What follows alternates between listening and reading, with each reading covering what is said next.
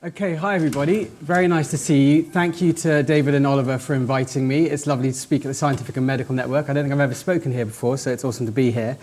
I'm a philosopher and cultural historian. My first book was about how people use ideas and practices from ancient Greek philosophy in modern life, and how those ideas, those techniques, informed cognitive behavioral therapy, particularly. So the kind of rational approach to flourishing. And then my second book looked at non-rational approaches to flourishing and ecstatic experiences and how people find them today in modern Western culture.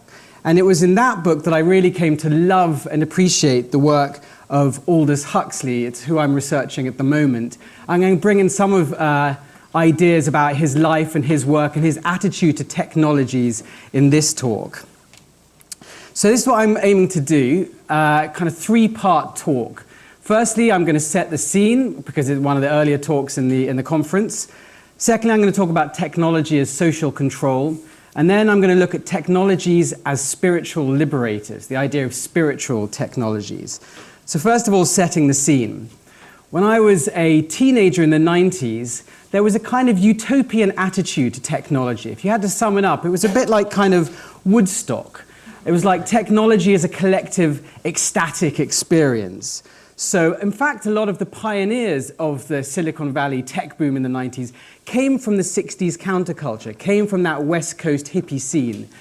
Steve Jobs, for example, lived on a spiritual commune where he famously took LSD and practiced yoga. And his job in the commune was actually to pick apples in the orchard.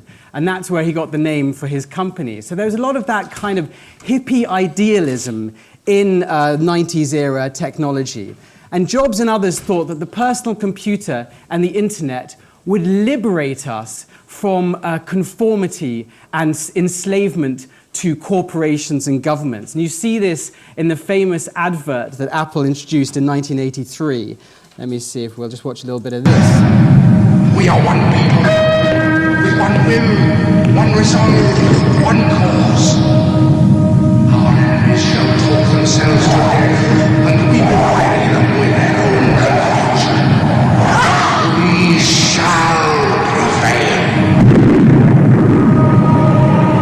On January 24th, Apple Computer will introduce Macintosh. And you'll see why 1984 won't be like 1984. Oops.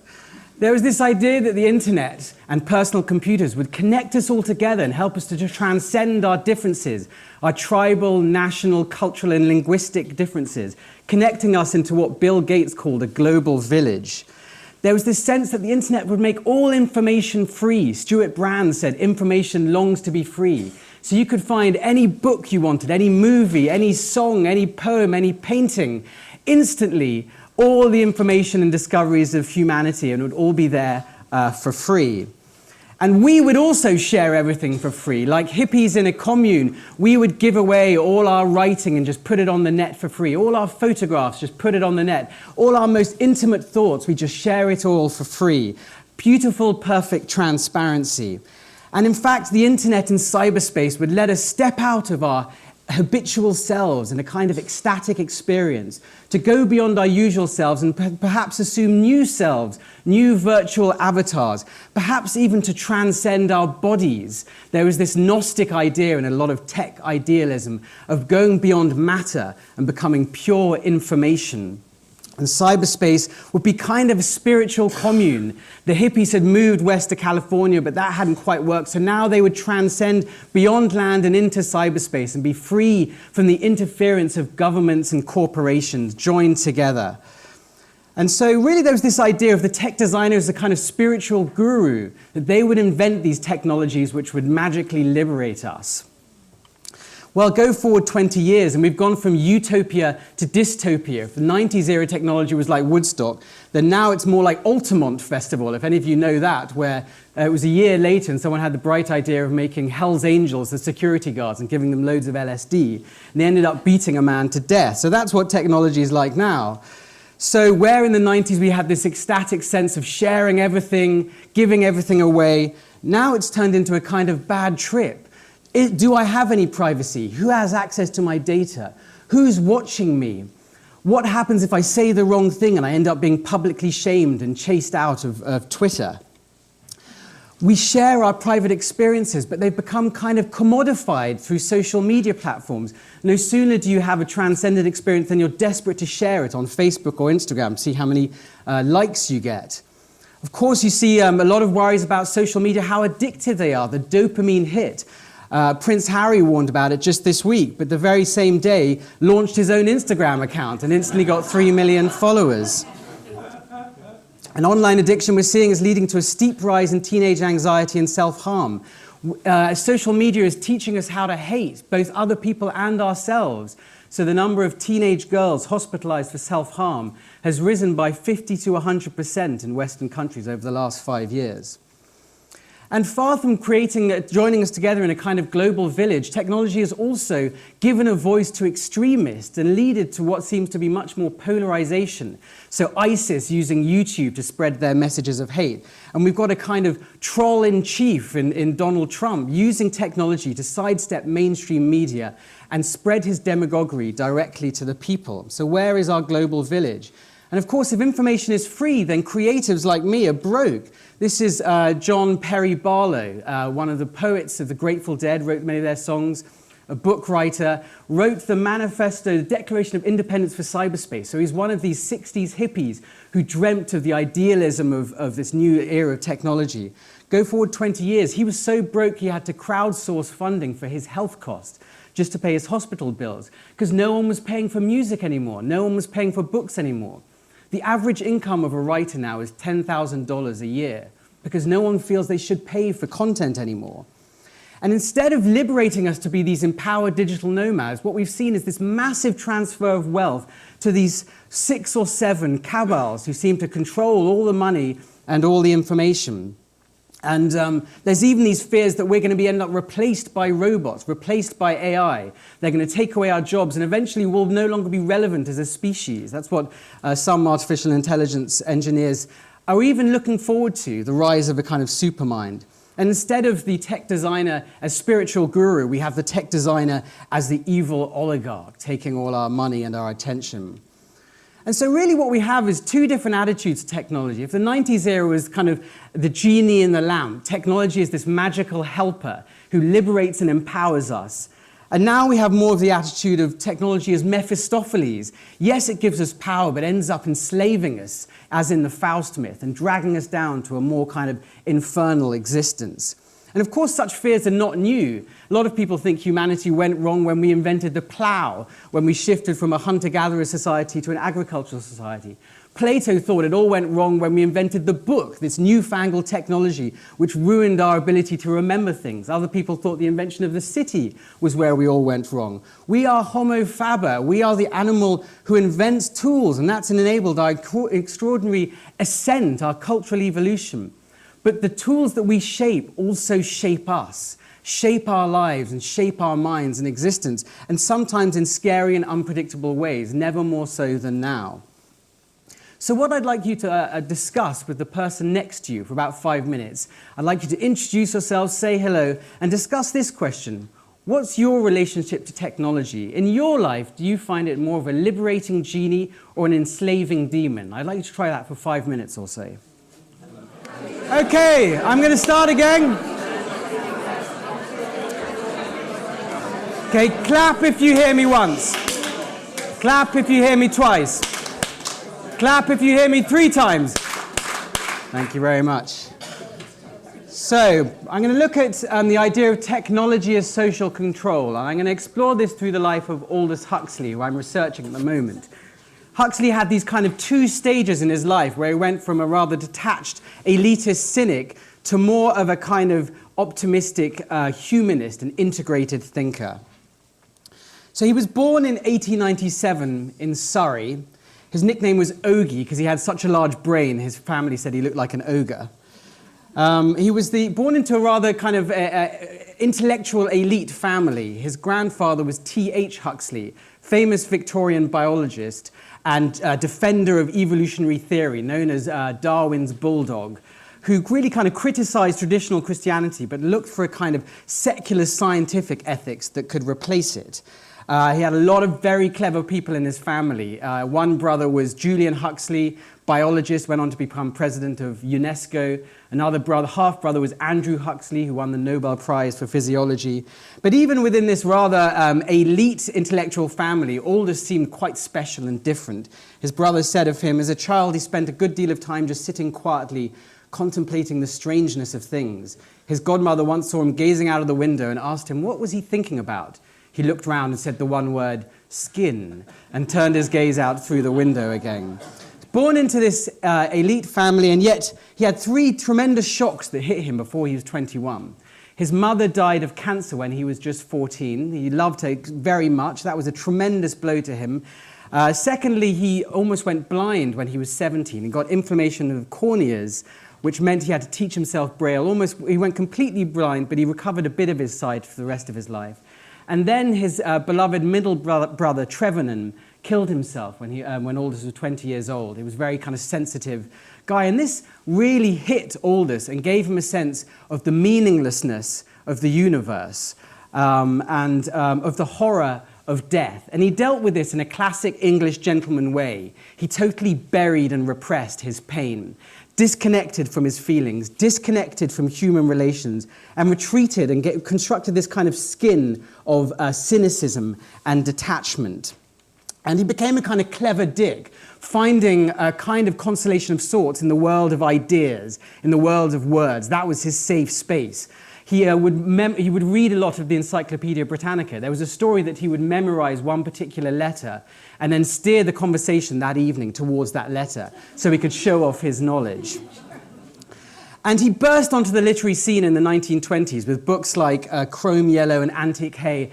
And these were wonderfully, liberatingly irreverent for that modernist generation, because he said life has no purpose. It was this freedom from the old Victorian idea of earnestness and responsibility.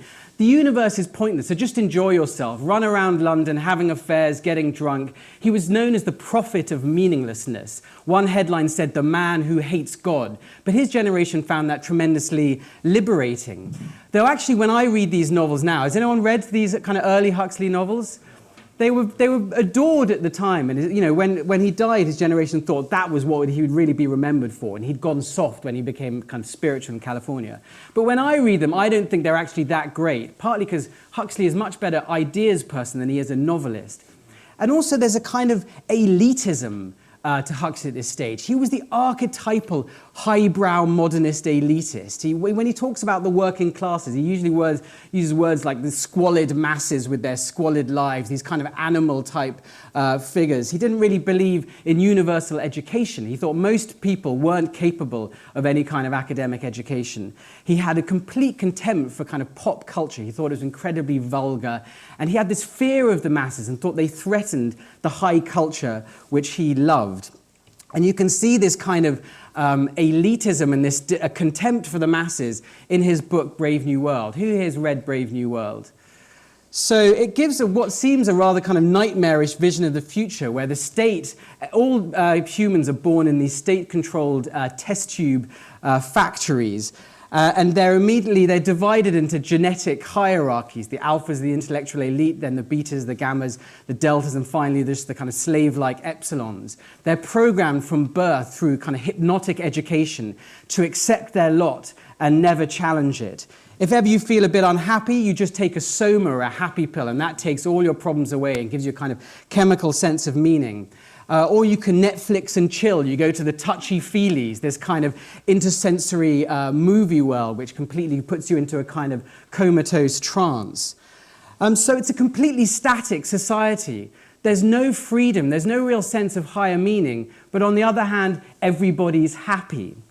Now, is this a dystopia? That's how it's always taught in A-levels, that this was a dystopia. And that's how Julian Huxley sitting there and H.G. Wells, his friend, and these other kind of futurists saw it. So Julian Huxley, Wells, and others, they thought that technology could liberate us. So in fact, it was Julian Huxley that coined the word transhumanist. They had these optimistic visions of the future, and they thought Brave New World was kind of taking the piss out of them. H.G. Wells said this is a treason against science. But actually, Aldous Huxley believed in many of the ideas and policies within Brave New World. It was much a utopia as it was a dystopia. He believed that the vulgar masses should be just kind of kept sedated, give the masses what they want. He believed in a government that not run by the people, but by kind of scientific experts. He genuinely believed that at this stage in his life. He also believed in eugenics, the idea. He was terrified that the British population, the stock of our genetics, was getting worse and worse because people who were stupid or mentally unfit were breeding too much. So he believed in kind of state intervention into genetic breeding habits, as did his brother Julian, who founded the British Eugenics Society, or was one of the founders. So this is a clip from a talk that Julian gave called The Heredity of Man, where he gives the example of one family, the Gielguds, friends of the Huxleys, who are incredibly talented, and a lot of them become actors like John Gielgud or writers. And so you can see the kind of quality of their genes. They're one of the alphas. And then he shows another family, a kind of more working class family, where there's a lot of problems and mental instability and kind of retardation. And Julian Huxley says it would have been better if they were never born. So there's this rather elitist sense of genetic elite, and of course the sense that we, the Huxleys, are in that genetic elite. Even though, interestingly, an awful lot of them went mad. So T.H. Huxley's father ended up in an asylum. 3 brothers ended up in an asylum. T.H. Huxley himself had a breakdown. Julian Huxley had breakdowns. Aldous Huxley had breakdowns. According to some aggressive kind of sterilization policies, the Huxleys would probably have been sterilized. But you can see that kind of pessimism. And it's an interesting question. To what extent are we already living in Brave New World? The ability to edit our genes is already there. We're not allowed to use it, but it's already been invented. I bet some governments are already using it. We're also got 14% of the adult population on antidepressants, an awful lot on tranquilizers, on painkillers as well. So we're very much using chemicals to manage our moods and to take away our blues. We're very much in a consumer, hedonist society. If you get too unhappy, you can go and Netflix and chill. So Yuval Noah Harari said that Brave New World was the most prophetic book of the 20th century. Another futurist, Michio Kaku, said we've already got 80% of Brave New World today. And is that a bad thing? Maybe there's many things that are good about that vision of the future. So that's Huxley's rather kind of pessimistic view of using technology to control us, the ignorant masses, and to keep us in a state of bovine contentment. I now want to talk about how he changed in the second part of his life, and he developed a more optimistic vision of spiritual technologies and how we can use them to become more empowered and liberated. So in 1930, Huxley was living in Albany House in Piccadilly, and he was in the midst of a breakdown. He was trying to finish the novel Eyeless in Gaza, but he had terrible writer's block. He had insomnia, he couldn't sleep, and he could no longer really endure with his vision of the universe as completely meaningless. He no longer found a consolation in just ideas and knowledge. He was looking for something to believe in. He was searching, groping for mysticism, but he had no idea how to practice it, no idea at all. And that's when he met this rather eccentric and unusual person called Gerald Heard. Who here has heard of Gerald Heard? Wonderful. He was a BBC science journalist, one of the first dedicated science journalists on the BBC, kind of like the Brian Cox of his day. But in some ways he wasn't like Brian Cox, because Brian Cox is very much clearly a materialist, whilst Gerald Heard was much more open to kind of spirituality. He was involved with the Society for Psychical Research, and he tried to develop a kind of scientific spirituality, combining ideas from spirituality with ideas from evolution and with kind of the scientific method and with techniques from psychology. He thought because of psychology and science, we could go further than the ancients. We could develop a really kind of impeccable, new empirical spirituality. And he introduced Aldous Huxley to this empirical spirituality. And this was finally a kind of mysticism, empirical mysticism, that Aldous could get behind because it kind of fit with his scientific background. So Gerald taught Aldous how to meditate. He taught him some aspects from yoga. And this really helped Aldous get through that breakdown. So he writes to his friend T.S. Eliot excitedly, saying, "There are very numerous techniques of meditation evolved at different times during the last 5 centuries. There are also a number of distinct techniques among the Indians, Chinese, and Tibetans." So he wasn't going to convert to one particular religion. Instead, he was using these different practices from different wisdom traditions. And it's interesting he uses that word, techniques, isn't it? It's kind of a scientific word, spiritual techniques. You know, you wouldn't, like St. Teresa of Avila wouldn't say, I've developed this wonderful technique for getting to God. Jesus wouldn't say, here's a technique you can use. It's kind of a scientific word, or in some sense, a kind of magic word as well, about a method that you can use. And Aldous says, one might hope to establish some sort of bridge between contemporary scientific thought and practice on the one hand, and ancient Oriental thought on the other. So this was in 1930. It's very prophetic of the kind of science of mindfulness that has grown up over the last 20 years or so. So Gerald and Aldous leave for California in 1937. They get involved in the peace movement briefly, but then they kind of give up hope. They give up Europe for a lost cause, and they move to California. And they split paths. Gerald Hurd sets up a spiritual commune in Trabuco Canyon, tries to kind of start up a new religious movement. He thinks the only hope for humanity is if we gather together in small groups of about 12 or so and meditate together, and then we will transcend and become a kind of super consciousness. So they sit in his commune in California, desperately meditating, hoping to reach this super consciousness. But unfortunately, it falls apart after a few years. He insists that all his followers are celibate, and they all start shagging each other. Aldous moves to Hollywood, starts a career as a scriptwriter. Then the war breaks out. He and other friends like Alan Watts and Christopher Isherwood get a lot of criticism back home. They're called the Hollywood deserters. Gone with the wind up, said one headline, because they didn't come back to Britain. And instead, Aldous moves to the Mojave Desert outside of LA, and he writes The Perennial Philosophy, which is his attempt to gather together some of the best and brightest kind of spiritual ideas from all these different traditions to give it to humanity in its hour of crisis. It's this idea in the Perennial Philosophy that while religions may disagree on the exoteric level in terms of their name for God and their ideas of dogma, at the mystical or esoteric level, they all agree that when they talk about God or Brahman or Tao or Allah, actually they're all arriving at the same kind of summit of the mountain. So there's this idea that all the great mystics arrive at the same ultimate mystical experience, which is non-dual, beyond forms, beyond words, beyond emotion, beyond culture. Now that was partly a political idea. He thought, you know, how are we going to go beyond our nationalistic and cultural differences? The only hope for humanity is if we all transcend our national cultural differences and meet in that pure place without forms, without words, without emotions. It's a beautiful idea, and it's one of my favorite books, but now I can see the kind of problems with it as well. I can see that it's a very selective reading of mystical traditions, and that many of the great mystical experiences involve forms. People encounter the divine in a particular form. St. Teresa encountered an angel, Muhammad encountered an angel, others might encounter Jesus or Krishna or a virgin. They're certainly not beyond emotions. They're often spilling with rapturous emotions. They're not beyond words either, like the Quran all came from an ecstatic experience.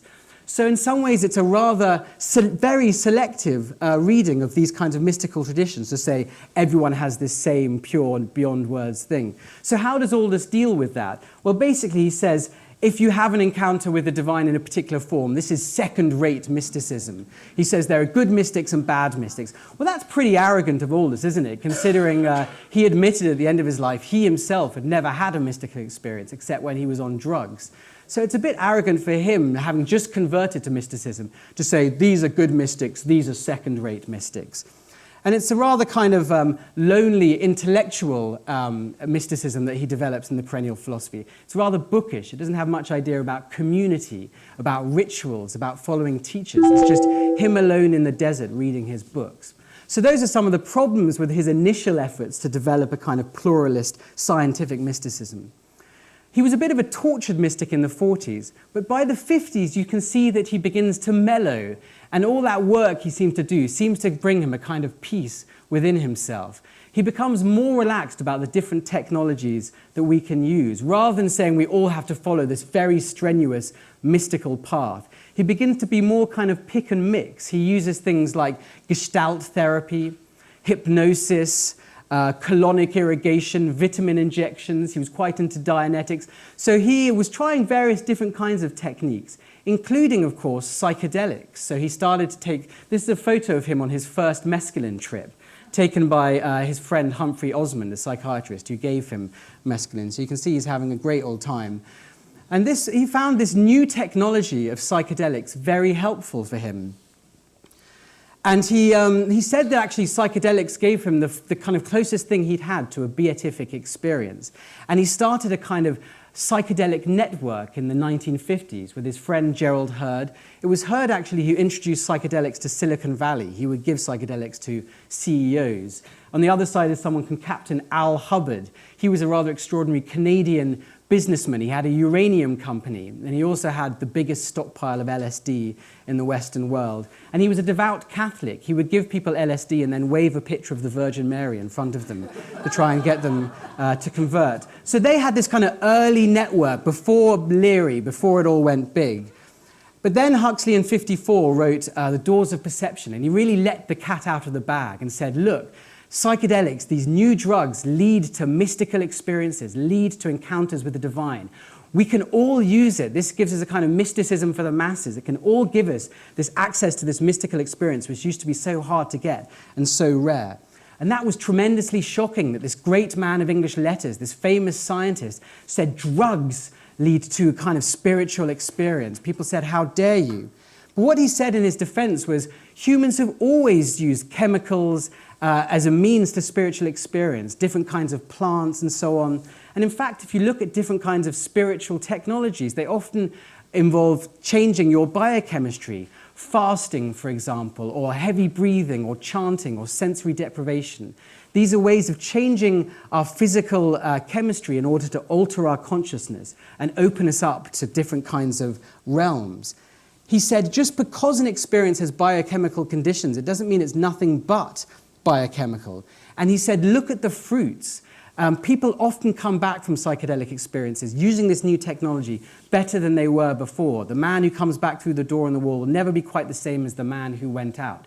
He said it was particularly helpful for academics, for intellectuals like him who are stuck in their kind of intellectual, cerebral, conceptual mind, because it helps them go beyond it and get in touch with their bodies, get in touch with their emotions, go beyond their usual conceptual thinking. And this is a little video I made of a recording that Huxley made of him on LSD talking to his wife, Laura Huxley. It's not really been made public, but here we go.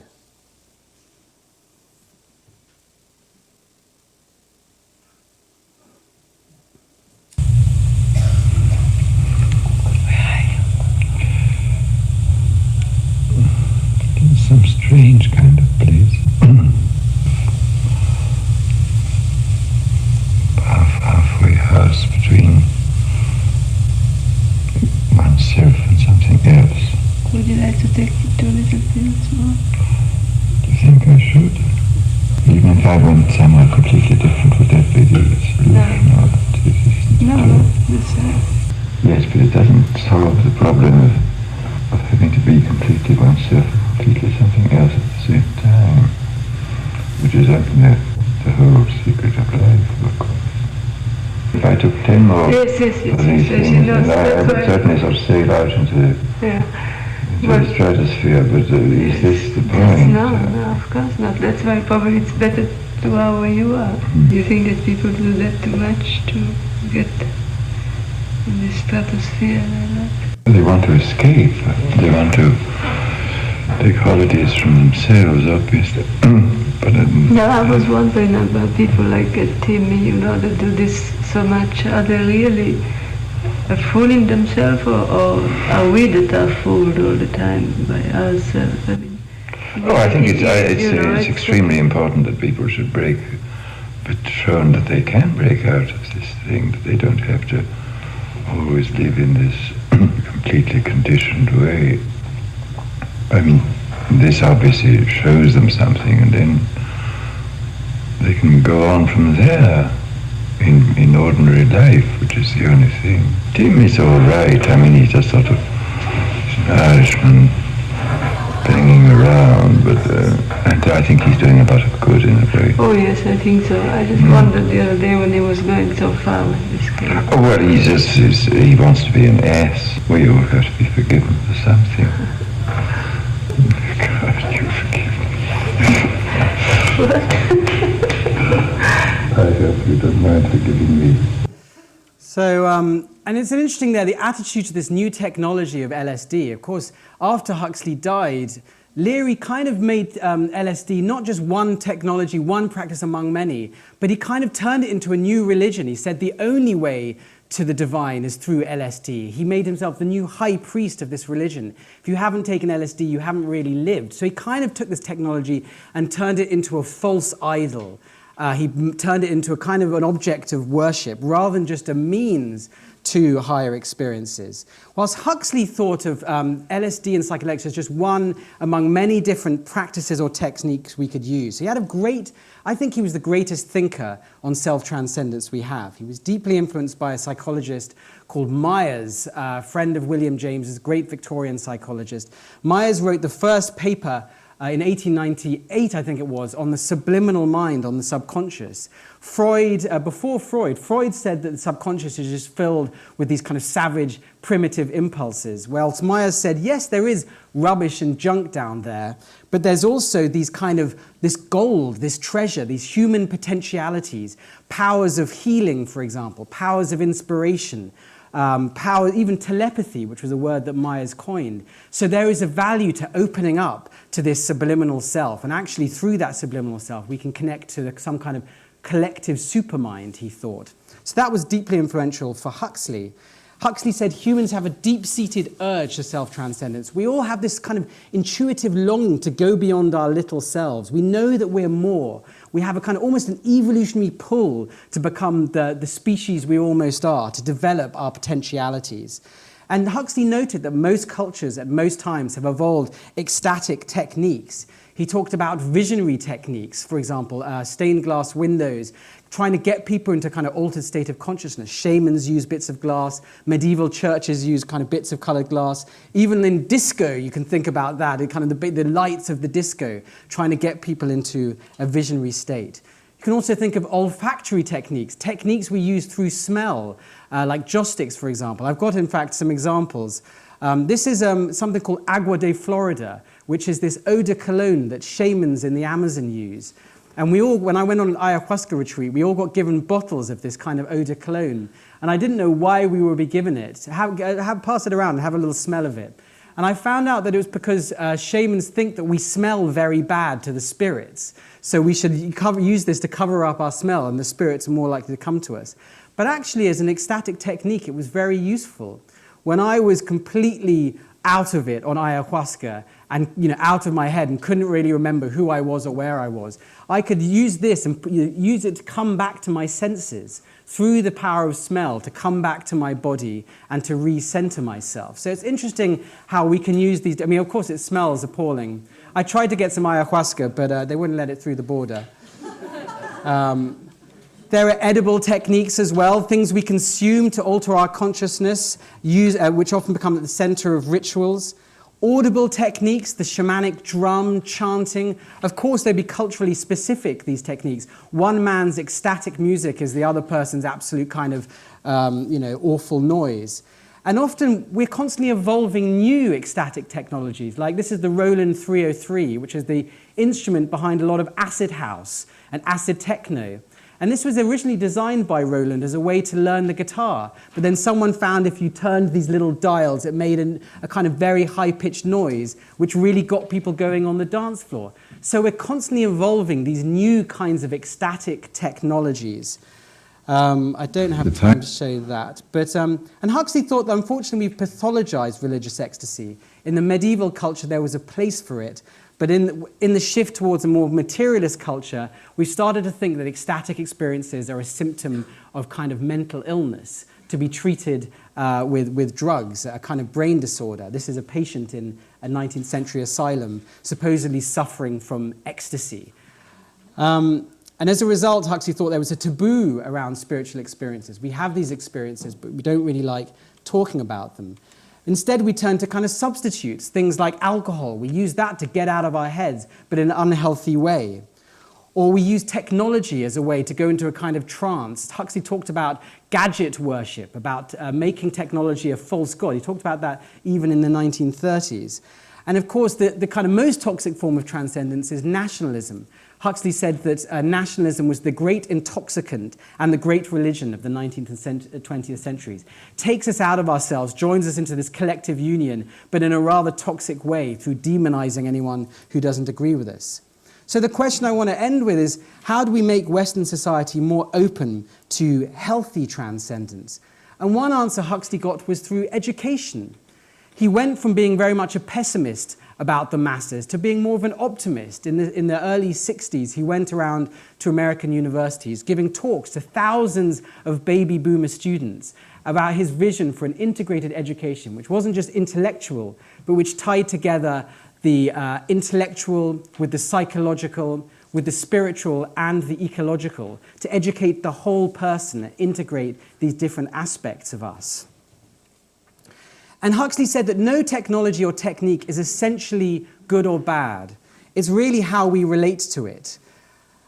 He said, remember that the Sabbath was made for man, not man for the Sabbath. That was his kind of key takeaway with technology. Remember, we created these tools and don't become enslaved to them. And so it's just interesting to think about how our habitat feeds our habits. What kind of objects in your external environment creates habits, good habits or bad habits? This is a little kind of Huxley-esque perennialist shrine that I've got in my flat, for example. So I've got little pictures of the kind of teachers that I really connect with, Thomas Traherne, Pema Chodron, and that's a little personally made habitat which feeds my habits, the habits that I want to strengthen. And what's in your digital feed as well. So I've got particular apps I find helpful, like meditation, insight timer. I use that every morning. This is an app called We Croak that sends me reminders I'm going to die 5 times a day.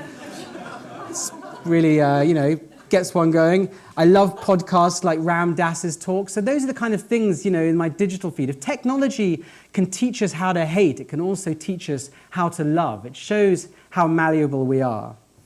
And the final question I just kind of raise is, I've been talking a lot in Huxley's terms about spiritual techniques, spiritual technologies, and that's a kind of language you see a lot in the New Age and in the kind of world of scientific spirituality. Mircea Eliade, for example, called about archaic techniques of ecstasy. But my question I wondered as I was preparing this talk is, does calling something a spiritual technique turn it into something impersonal and instrumental, into a life hack or a magic trick, rather than an intimate, interpersonal, and vulnerable relationship? I think in some ways Huxley was always looking for that kind of impersonal magic trick, rather than really opening himself up and making himself vulnerable to something greater than him. With a technique, you're still in control, aren't you? You're the Faust figure. You're empowering the spirits, rather than making yourself vulnerable to the spiritual. So that's just a thought that I pose for the rest of our conference. And that's my website. Do sign up. I've got a free newsletter. And I explore a lot of these ideas in my books as well, which are outside. Thank you very much.